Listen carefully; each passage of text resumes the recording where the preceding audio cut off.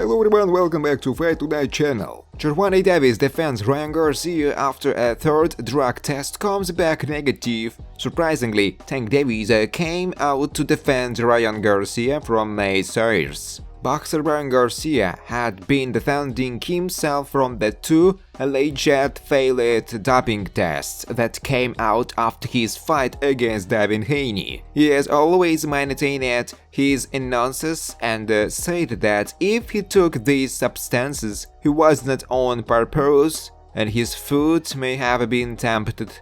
In a third test that was conducted this week, the results came out negative for a third banned substance called nonadrolone. The first two alleged failed tests were for banned substances ostarine and a nonadrolone metabolite. However, the second positive test required further analysis. After that analysis, Ryan Garcia has been cleared of nonadrolone usage, but that didn't stop talking people like Larissa should to go after Ryan Garcia. The fellow fighter who has always defended Ryan from this scandal is none other than Gervonta Davis, who defeated Ryan when they fought. Tank has always maintained that he doesn't believe Ryan would use a banned substance on purpose. On the social media platform, he even defended Ryan from Clarissa Shields' attacks, writing, "So, Ryan beat Buddy as fair and square. What the French bulldog face said about this, and she blocked me. I shouldn't have blocked her as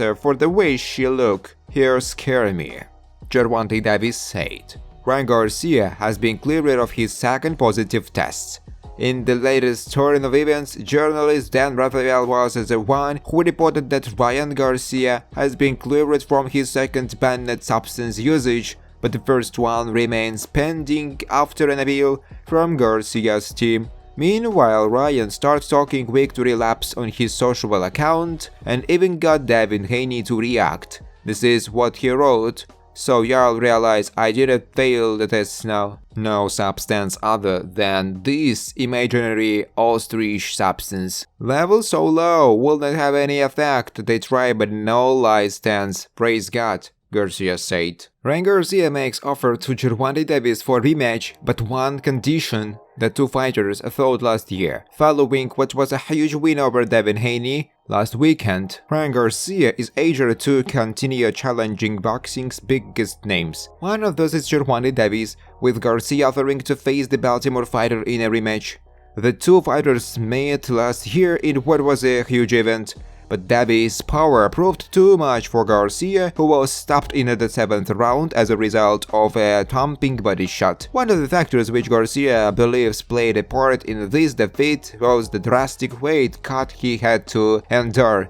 And when calling out Davis for a rematch on social media, he stated the one condition which would need to be met if it was to happen, and that was the weight for the contest. "Everyone wanna talk about this little stupid Gervonta Davis," Garcia said. "That's fine, enough of that funny talk. Come see me at 144 and let's stop the talk. If you beat Frank, let's ride it, Gervonta," Ryan said. Gervonta Davis names his next 5 opponents and none of them will be easy fight. Gervonta Davis says who he wants to fight next. Gervonta Davis was Floyd Mayweather's protege, and he gave an interview recently after the press conference he had for the Frank Martin fight. Aside from Floyd Mayweather, Gervonta Davis named Ryan Garcia, Teofimo Lopez, Devin Haney, Shakur Stevenson. Davis says he has a better career than Mayweather at his age. The relationship between Mayweather and Davis began to deteriorate after Davis left Mayweather Promotions, the company that quitted him to his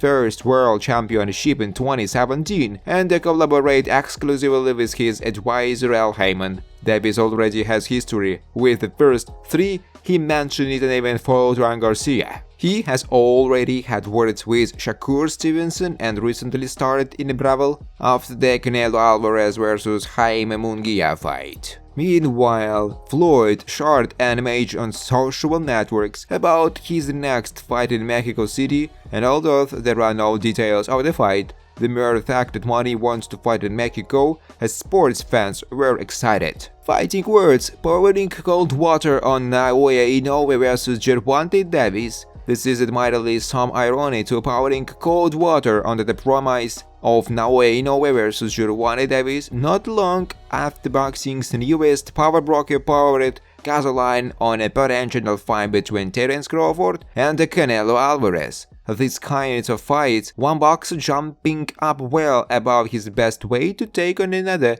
in his more natural habitat, aren't unprecedented, but they are rare for a reason. And in the case of Inoue, it is both unnecessary and unlikely. There is nothing wrong with daydreaming about fantasy fights or discussing potential pairings, whether they involve current combatants, historic figures, or one from each category. That kind of thing has forever been fought there for debate at water coolers, bars, and barbershops, and continues in this modern era on message boards and social media. Everyone wants Monster Inoue to move up. Basically, they want to see him get beat, not move up, tweeted Stefan Bredman Edwards, a boxing trainer and occasional pundit who worked 3 days with former super middleweight title holder Caleb Plant. Edwards noted how Inoue started off at 108, where he won a world title,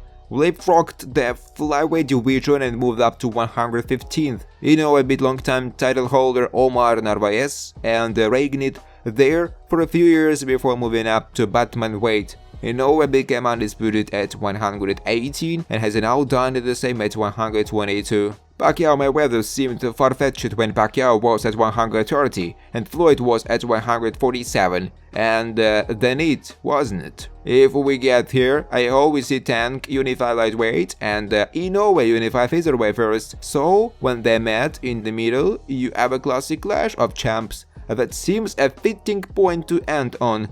Just because we shouldn't expect Inoue and Davis sharing the ring together doesn't mean there isn't plenty to look forward to them accomplishing or attempting to accomplish individually. Inoue has at least 2 solid contenders awaiting him at 122 and then can set sights anew on 126. Davis, one of boxing's biggest stars in the United States, has plenty of title holders and contenders he can face at 135 and has shown he can also compete at 140. It is fair to daydream, it is fine to discuss, but our lives and their legacies won't be missing anything if the fight between Inoue and Davis doesn't happen. In an interview last October, Shakur Stevenson said in one breath that he wants to fight Inoue, then in the next explained why that should not happen. Tell him to come up to fight me. I would love to fight Inoue, Stevenson said. He is a hell of a fighter. Honestly, he is one of the fighters that I've been watching the most lately.